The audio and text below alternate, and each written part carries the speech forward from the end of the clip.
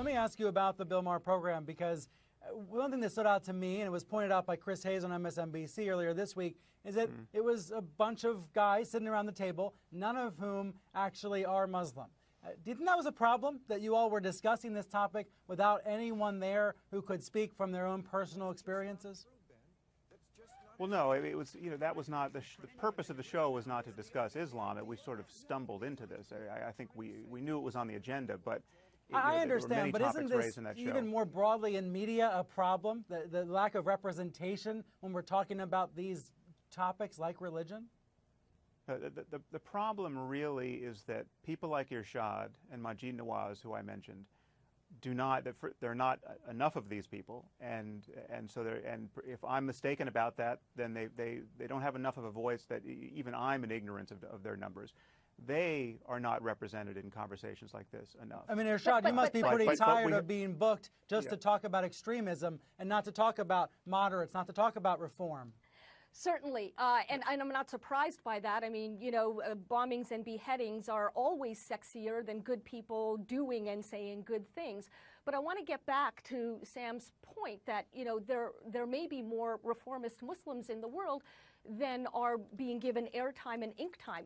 I think you're right, Sam. Irshad, there are. Can I just ask there you? are. But let me just tell say, me Sam, what percentage. Tell me what percentage of Muslims. Allow me to finish my point. I just want to know how many you think there are.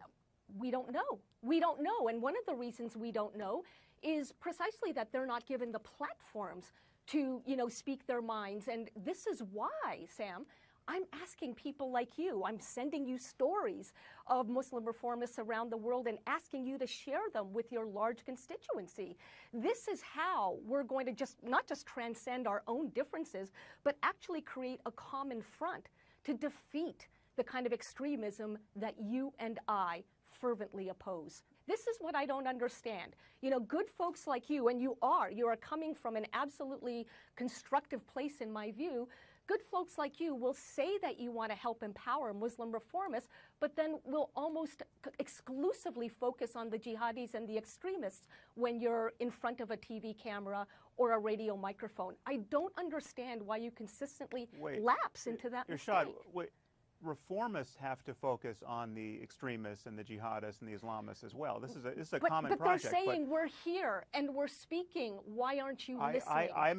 That's why I'm talking to you, Irshad, and that's why I'm not talking to Reza Aslan. I consider that this is a fundamental distinction. We need people who will honestly acknowledge the problem. And this is why I'm doing a book with Majid Nawaz, and this is why I'm giving money to his organization. To your point, Sam, about these percentages, you said on the Bill Maher program that jihadists and Islamists make up arguably 20% of Muslims in the world. But I can't find the data for that. Where does that come from? Well, that's quite conservative. And again, but it's conservative based on what?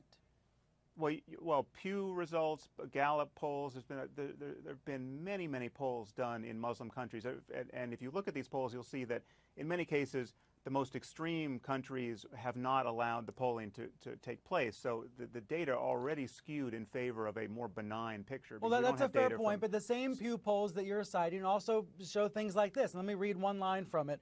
This is from 2013.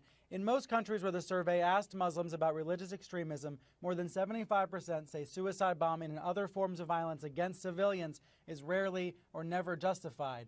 To me, that doesn't sound like the sort of violent Islam that I hear you describing. Okay, well, you've cherry-picked one question, but just flip it around. So 25% say that it is sometimes or often justified. And when you look, that's averaged over a bunch of countries. That's if you look at specific countries, there are percentages that are much higher. So then I guess we should be having a country-by-country discussion and not a discussion about Islam. Well, no, but we can do that. But again, it's misleading to focus on countries, as many people want to do, and it's much more relevant to focus on doctrines and the total number of subscribers to each of these doctrines. So if you ask a question like, do you think apostates should be killed? Do you think someone should be killed for leaving the religion, whether joining another religion or becoming an atheist? That is, first of all, that is a mainstream doctrine within Islam. There is no school of Islam that says, oh no, apostasy is fine. Where did you ever get that idea? Every school of jurisprudence in the Muslim world will say that apostasy is a killing offense. Now, a reformist like Irshad has to figure out how to change that. But Sam, if you take this narrow question, may I just add vast numbers of Muslims believe this is a killing offense, and that's why Irshad's life is dangerous, and that's why the life of any Muslim atheist is dangerous, in the way that the life of a Christian atheist or a Jewish atheist isn't. Irshad, do you feel that your life is dangerous? Used to be. I don't feel that much anymore, in part because I think things have radically changed, and they have in the trenches since 9/11. Not for everybody, but I can tell you not long ago, I did a major debate on Al Jazeera in which I was debating a conservative Muslim. Sure, I received hate mail afterwards, but I got a lot more love bombs from a new generation of Muslims than I did hate mail, and not a single death threat. Am I therefore saying that everything is rosy? Not at all. And please do not misunderstand me there. What I am saying is that when you consistently focus on the problem without shining a light, Sam, on where the hope is coming from, then that in turn misleads the general public into believing that there simply is no hope. And so people lapse into despair and then become even more angry and even more fearful. I think I will. I'm happy to take your direction there, Irshad, and if you want to send me a blog roll that I should tweet about, I'm happy to do it. I think you're giving me more credit as a publisher of this kind of information than I deserve. But the other thing that you notice about my focus is a result of the fact that so few people are calling a spade on this issue. We have a president who says ISIS has nothing to do with Islam. Right. We have obscurantists like Glenn Greenwald and Reza Aslan taking up immense bandwidth. Right. And lying about the link between doctrine and behavior. And then academics and journalists everywhere simply don't believe that anyone ever believes in paradise. I think this is all propaganda. I think that they think jihadists are bluffing. My point. It's amazing to me that blowing yourself up is not convincing as a rhetorical device that you actually have the courage of your convictions. Sam, I'm simply saying I agree with you 100% on that, and I'm simply saying that rather than allow yourself to be distracted by the propagandists, how about taking back your message and shining a spotlight on reformists over and over again, not just once, not just intermittently. The conversation will keep going online and here on TV. Sam Harris and Irshad Manji, thank you both for being here. Thank you. Thank you. But I'm being generous. Right. That comes to about 1 million people who are jihadists. So that still leaves us with 299 million missing Muslim terrorists. Right. Well, there are a few distinctions I think we have to make here. One is there's a difference between a jihadist and an Islamist. And there I was talking about Islamists and jihadists together. And so Islamists are people who want to foist their interpretation of Islam on the rest of society. And sometimes they have a revolutionary bent, sometimes they have a more of a normal political bent.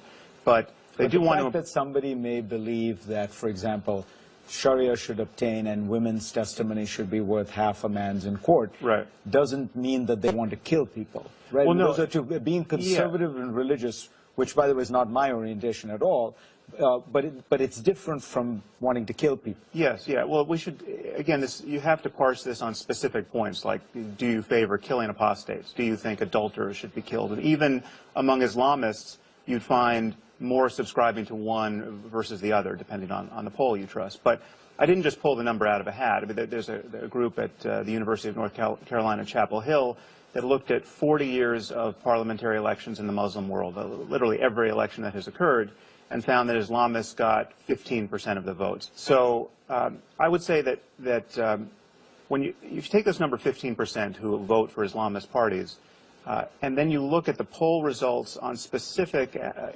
implementation of Sharia law, so do you want adulterers and thieves given the traditional punishments, or should apostates be killed? You never find the number, with very few exceptions, you never find the number as low as 15% voting in favor of those punishments. It's often 60%, depending on the society. So I believe nudging that up to something around 20% is still a conservative estimate of the percentage of Muslims worldwide who have values relating to human rights and free speech that are really in zero-sum contest with our own. And I just think we have to speak honestly about that. clearly Islam has a problem today, but there have been periods when Islam was at the vanguard of modernity. You know, it was the place that preserved Aristotle and preserved science.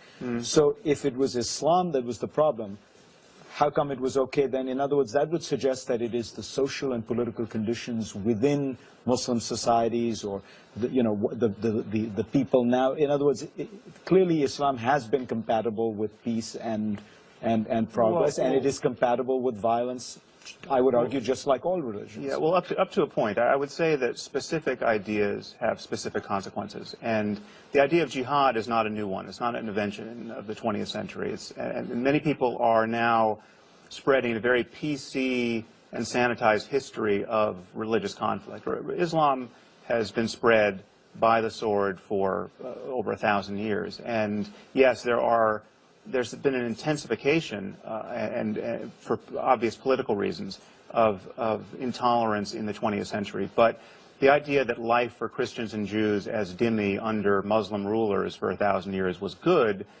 doesn't make any sense. And certainly life for Jews, when you compare it to medieval Christendom, then, okay, it might. But that was the main alternative. I mean, that's why when the Jews left Spain and were expelled, they went to the place that they thought was most hospitable to them, which was the Ottoman Empire, which was the Caliphate, right? I criticize Christianity as much as anyone. I wrote a book, Letter to a Christian Nation, which is just a vilification of the history of Christianity, the influence of the beliefs in the modern world.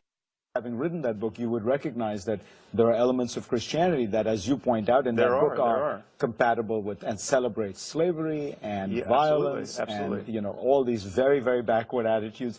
And yet there are times when Christianity represented that, and at times when it has represented peace and modernity. Okay, right? But there's a few things we have to distinguish here. One is specific ideas have specific consequences. So when you ask why Jews aren't living out of Leviticus